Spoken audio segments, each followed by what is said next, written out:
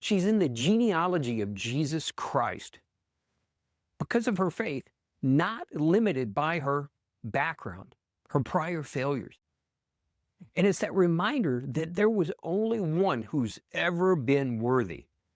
And when you think about the amazing heroes of the faith, the friends of God, they all had their failures. And one of my favorite stories that I think epitomizes this more than any is Rahab. And if you know the story, she was a prostitute. We don't know how she wound up in that because that's not the point of the story. What drove her to that is not relevant. Just like our past mistakes, what caused them isn't the issue. It's what she began to believe in, what she acted on in faith. Rahab had heard about God and what he was doing. God's people were on the move. He was getting ready to give them the promised land, and she had heard of the great things God had done for his people. And it probably just started as a rumor. Remember, there was no evidence, there was no personal experience. It's just something she heard about. And she decided to trust, regardless of her background, her situation. And so she protected the spies.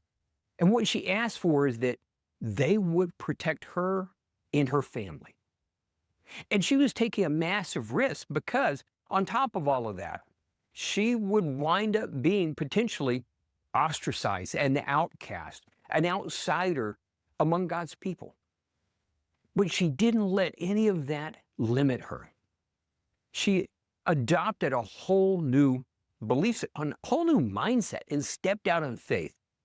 Now, if you know the story, they came, she was and her household protected. But more importantly is, what was the result of that step of faith? Not just that they were saved, but that she found a place among God's people.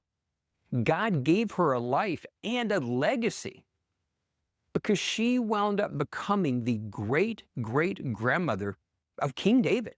And she's in the genealogy of Jesus Christ because of her faith, not limited by her background, her prior failures.